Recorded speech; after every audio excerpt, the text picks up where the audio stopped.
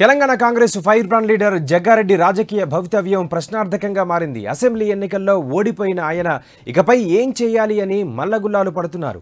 మంగళవారం సీఎం రేవంత్ రెడ్డితో మంతనాలు జరిపిన జగ్గారెడ్డి వెనువెంటనే ఢిల్లీకి బయలుదేరారు. అధిష్టానాన్ని ప్రసన్నం చేసుకొని ఏదో ఒక పదవికి రూట్ క్లియర్ చేసుకోవడానికి రైల్లో బయలుదేరి వెళ్లారు. ఓటమి నేపథ్యంలో అధిష్టానం ఆయనకు గట్టి హామీ ఇచ్చే పరిస్థితి అయితే లేదు. అయిననూ పోయి రావలే హస్తినకు అన్నట్లు సంగారెడ్డి మాజీ ఎమ్మెల్యే తూర్పు జయప్రకాష్ రెడ్డి కొండంత ఆశతో వెళ్లారు. జగ్గారెడ్డి మెదక్ నుంచి లోక్సభకు పోటీ చేయాలని ఆశిస్తున్నట్లు పార్టీ వర్గాలు చెబుతున్నాయి. ఎంపీ టికెట్ వీలు కాకపోతే ఎమ్మెల్సీ పోస్ట్ అయినా ఇవ్వాలని ఆయన అధిష్టానాన్ని కోరే అవకాశం ఉంది.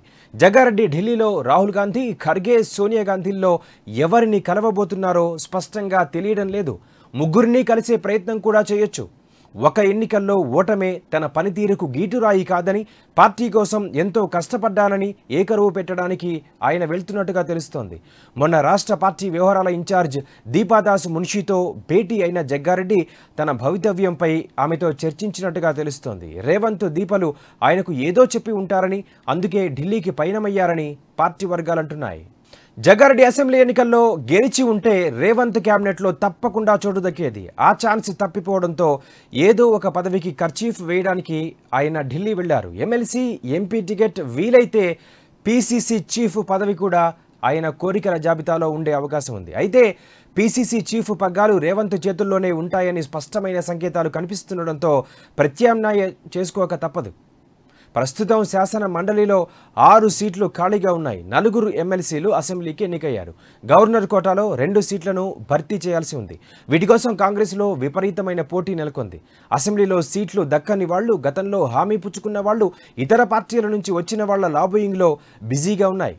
సంగారెడ్డి నుంచి మళ్లీ టికెట్ పొంది ఓడిపోయిన జగ్గారెడ్డికి వెంటనే ఎమ్మెల్సీ పదవి కట్టబెడితే ఇతర నేతలు తీవ్ర అభ్యంతరం వ్యక్తం చేసే అవకాశం ఉంది. ఎమ్మెల్సీ పోస్టు కాకపోతే మెదక్ ఎంపీ టికెట్ అయినా ఇవ్వాలని జగ్గారెడ్డి ఆశిస్తున్నారు.